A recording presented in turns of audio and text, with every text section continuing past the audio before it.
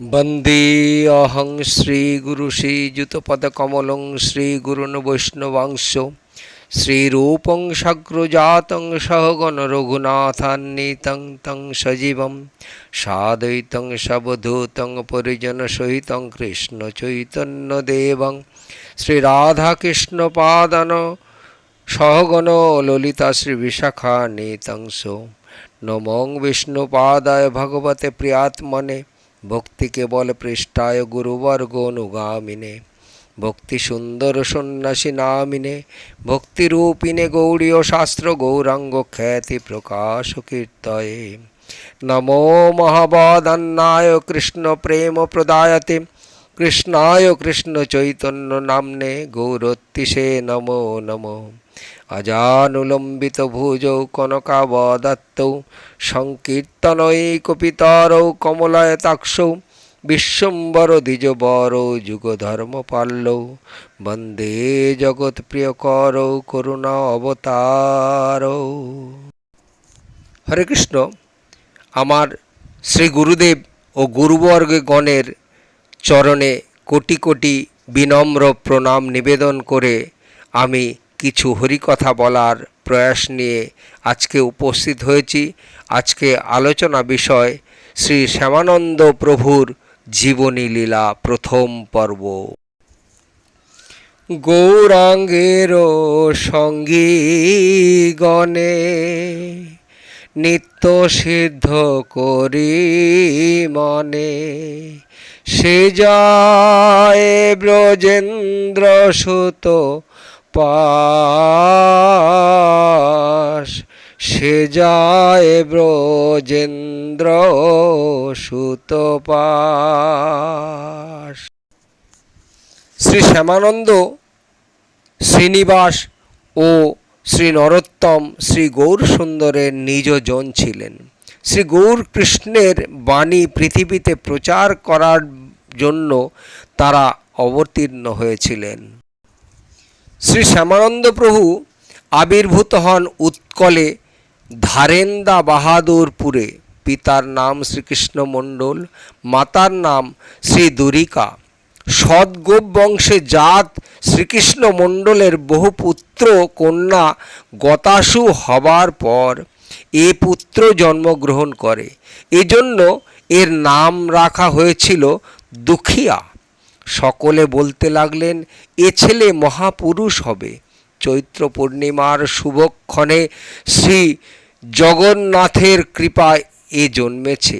বোধ হচ্ছে শ্রী জগন্নাথ দেব জগতে নিজের কথা প্রচার করবার জন্য একে এনেছেন।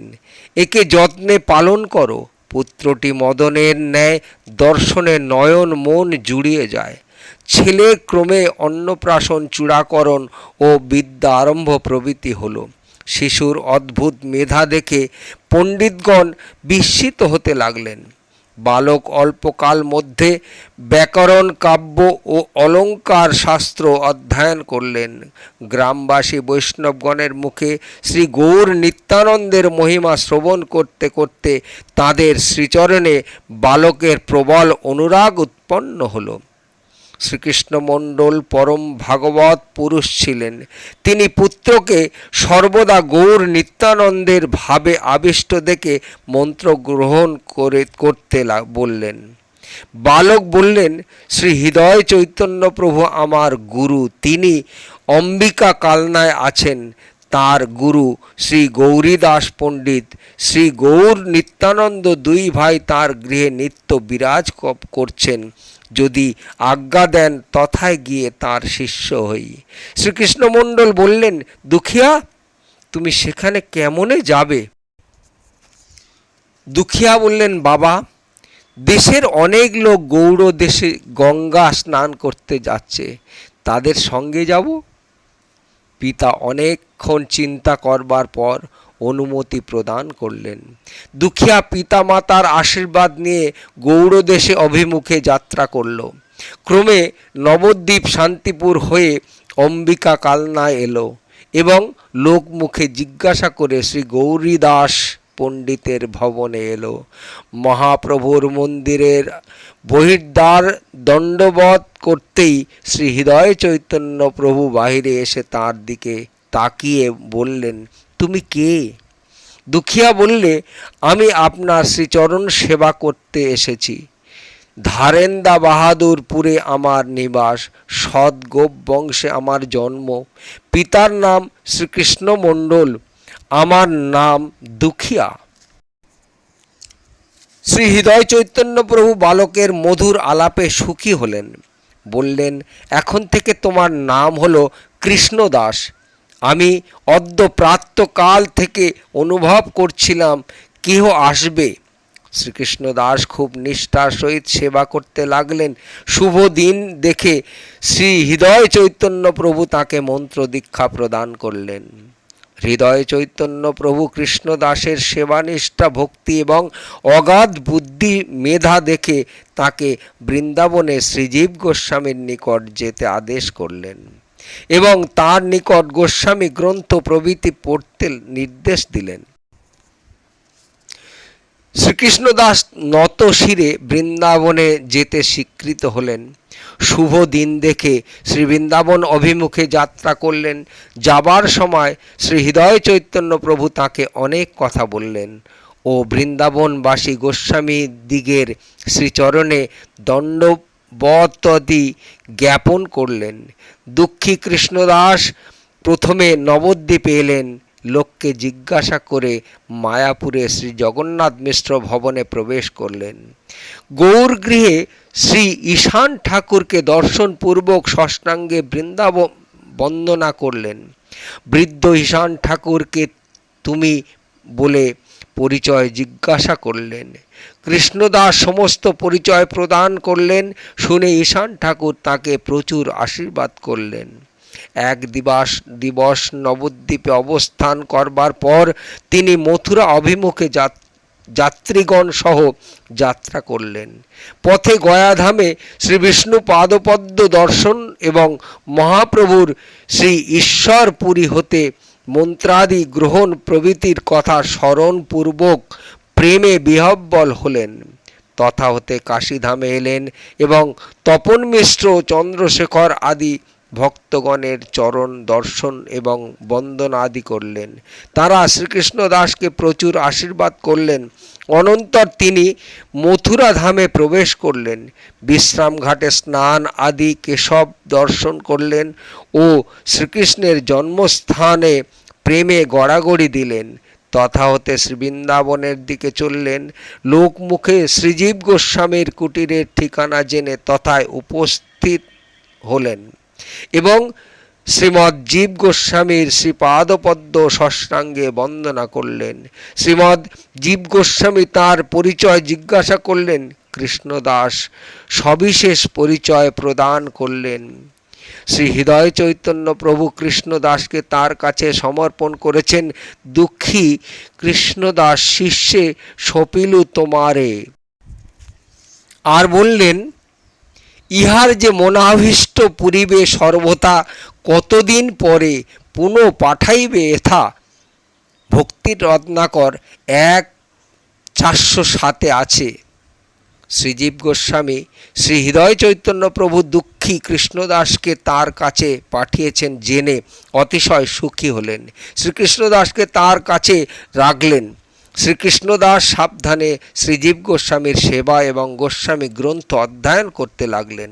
শ্রীনিবাস ও শ্রী নরোত্তম প্রভু পূর্ব হতেই শ্রীজীব গোস্বামীর নিকট এসেছিলেন এবং গোস্বামী গ্রন্থ অধ্যয়ন করছিলেন।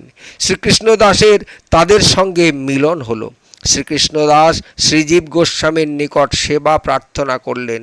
শ্রীজীব গোস্বামী উল্লাসের সহিত বললেন, তুমি প্রতিদিন কুঞ্জ কানন ঝাড়ু দেবে। দুঃখী কৃষ্ণদাস সেদিন থেকে অতি প্রীতি সহকারে কুঞ্জ ঝাড়ু দিতে লাগলেন। সেবার সুযোগ পেয়ে স্বীয় জীবনকে কৃতার্থ মনে করতে লাগলেন। কুঞ্জ ঝাড়ু দিতে দিতে আনন্দে দুনয়ন দিয়ে অশ্রু পড়ত। কখনো শ্রী রাধা গোবিন্দের নাম উচ্চ ঈশ্বরে কীর্তন ও কখনো লীলা স্মরণ করতে করতে জড়বৎ অবস্থান করতেন। তিনি কখনো কখনো রজকণাযুক্ত ঝাড়ুখানি শিরে ধারণ করতেন। এই রজকণা ব্রহ্মা শিবও কামনা করেন। দুঃখী কৃষ্ণদাস এরূপে কুঞ্জ ঝাড়ু সেবা করতে লাগলেন। তার সেবায় ব্রজেশ্বর ও ব্রজেশ্বরী সুখী হলেন, তাকে দর্শন দিতে ইচ্ছা করলেন। একদিন শ্রীকৃষ্ণদাস প্রেম ভরে কুঞ্জ ঝাড়ু দিচ্ছেন, এমন সময় দেখলেন কুঞ্জ মধ্যে পড়ে আছে এক অপূর্ব নূপুর। তিনি বিস্ময়ান্বিত হয়ে নূপুরখানি তুলে শিরে ঠেকালেন ও আনন্দ ভরে ওড়নির অঞ্চলে বেঁধে রাখলেন। যার নূপুর তিনি খোঁজ করতে এলে তাকে দেবেন। এদিকে সখীগণ প্রাতকালে শ্রী রাধা ঠাকুরানীর বাম পদে নূপুর না দেখে অবাক হলেন। শ্রী রাধা ঠাকুরানী বললেন, নিশাকালে কুঞ্জে নৃত্য করবার সময় নূপুরখানি তথায় পড়েছে, তোমরা অনুসন্ধান করে এনে দাও। অনুসন্ধান করতে করতে বিশাখা দেবী কুঞ্জে এলেন এবং কৃষ্ণদাসকে কুঞ্জ ঝাড়ু দিতে দেখলেন। বিশাখা দেবী জিজ্ঞাসা করলেন, তুমি কি একখানি নূপুর পেয়েছ? দুঃখী কৃষ্ণদাস স্বর্গচ্যুত দেবীর ন্যায় অপূর্ব কান্তিযুক্ত সে দেবীর অমৃতের ন্যায় মধুর কথা শুনে স্তম্ভিতভাবে দাঁড়িয়ে রইলেন। বিশাখা দেবী আবার জিজ্ঞাসা করলেন, তুমি কি একখানি নূপুর পেয়েছ? দুঃখী কৃষ্ণদাস নমস্কার করে বিনীতভাবে বললেন, হ্যাঁ পেয়েছি। আপনি কে? আমি গোপকন্যা। কোথায় থাকেন? এ গ্রামে থাকি।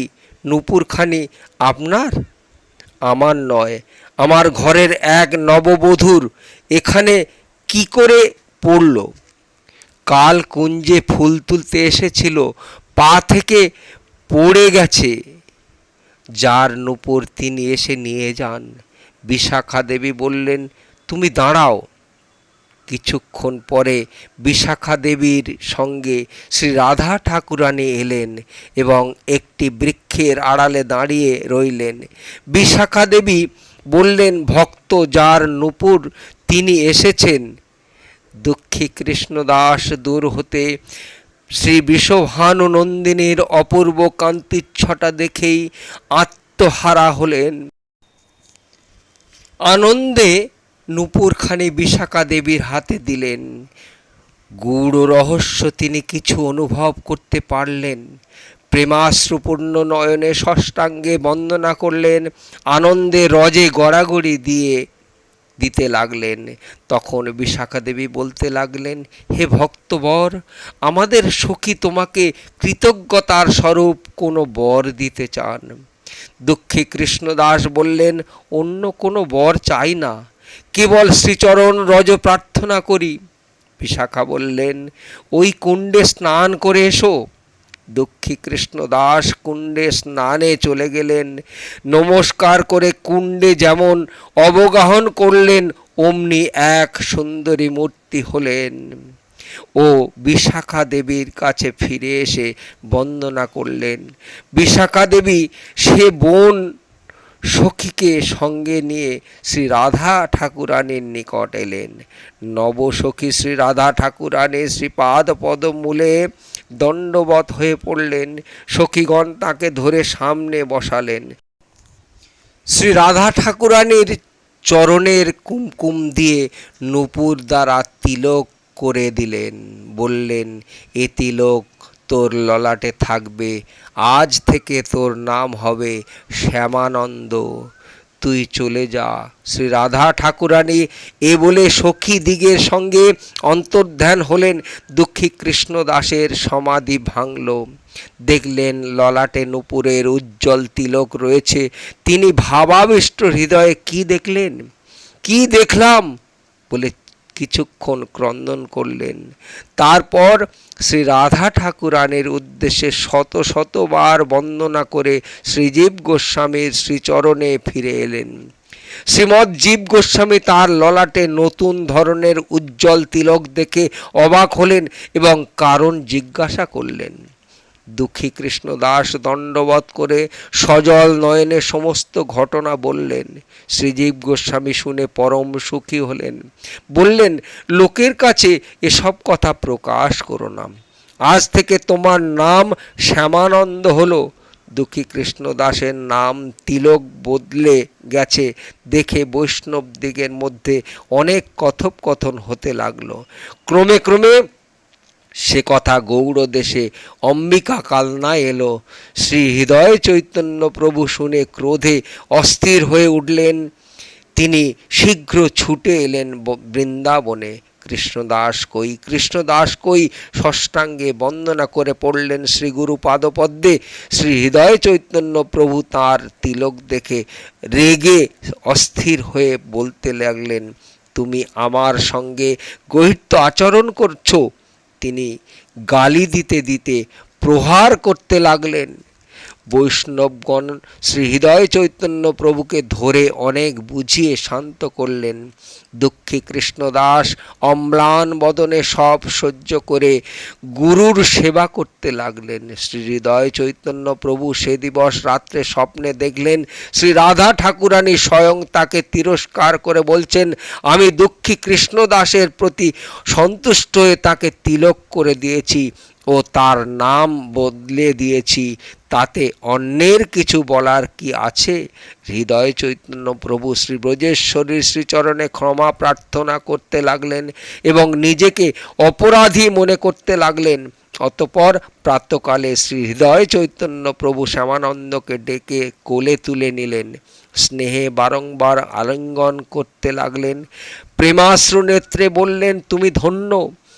শ্রী হৃদয় চৈতন্য প্রভু কিছুদিন ব্রজধামে রইলেন। শ্রী শ্যামানন্দকে আর কিছুদিন জীব গোস্বামীর নিকট থাকবার আদেশ দিয়ে তিনি গৌড়দেশে ফিরে এলেন। শ্যামানন্দ, শ্রীনিবাস ও শ্রী নরোত্তম তিনজন আনন্দে শ্রীজীব গোস্বামীর নিকট গোস্বামী গ্রন্থ অধ্যয়ন ও ব্রজে মাধুকরী করে দিন কাটাতে লাগলেন। তিনজন ব্রজে মাধুকরী করে একান্তে ভজন করবেন এইরূপ দৃঢ় নিশ্চয় হলেন। এদিকে গোস্বামীগণ মন্ত্রণা করলেন, এই তিনজনের দ্বারা গৌড় দেশে মহাপ্রভুর বাণী প্রচার এবং গোস্বামী গ্রন্থ প্রচার করতে হবে। একদিন শ্রীজীব গোস্বামী তিনজনকে ডেকে গোস্বামীগণের নির্দেশ জানালেন। তিনজন সে আদেশ অবনত শিরে ধারণ করলেন। অতঃপর শুভ দিন দেখে শ্রীমৎ জীব গোস্বামী গোস্বামী গ্রন্থ সহ তিনজনকে গৌড়দেশে প্রেরণ করলেন। পথে বন বিষ্ণুপুরে রাজা বীরহাম্বীর গ্রন্থ হরণ করলেন। সেই গ্রন্থ উদ্ধারের জন্য তথায় শ্রীনিবাস আচার্য রইলেন। শ্রী নরোত্তম ঠাকুর ক্ষেত্রীতে এবং শ্যামানন্দ অম্বিকা কালনায় চলে গেলেন। শ্রী শ্যামানন্দ হৃদয় চৈতন্য প্রভুর চরণ বন্দনা করতেই তিনি সানন্দে তাকে কোলে তুলে নিলেন এবং ব্রজস্থিত গোস্বামীগণের কুশল বার্তাদি জিজ্ঞাসা করতে লাগলেন। পরিশেষে গ্রন্থ অপহরণ বার্তা শুনে বড়ই মর্মাহত হলেন। শ্যামানন্দ শ্রী হৃদয় চৈতন্য প্রভু শ্রীচরণ সেবা করতে লাগলেন। কিছুদিন শ্যামানন্দের সুখে গুরু সেবা করতে করতে দিন কেটে গেল। উৎকল দেশের শ্রী গৌর ভক্তগণ প্রায় একে একে সব অপ্রকট হলেন। শ্রী গৌর সুন্দরের বাণী প্রচার প্রায় রুদ্ধ হয়ে পড়ল।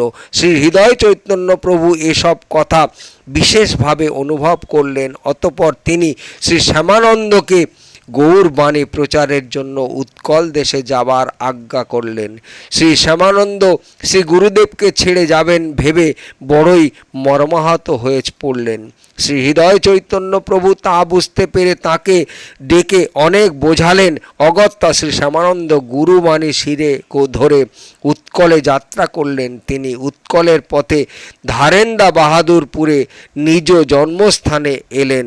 বহুদিন পরে গ্রামবাসীগণ তাকে দেখে অতিশয় সুখী হলেন। হরে কৃষ্ণ। শ্রী শ্যামানন্দ প্রভুর জীবনী লীলা এই পর্যন্ত প্রথম পর্ব। দ্বিতীয় পর্বে পরবর্তী ভিডিওতে আস্বাদন করতে থাকুন। বাঞ্ছা কল্পতরুভস্য কৃপা সিন্ধুভ্য এব চ পতিতানাং পাবনেভ্যো বৈষ্ণবেভ্যো নমো নমঃ।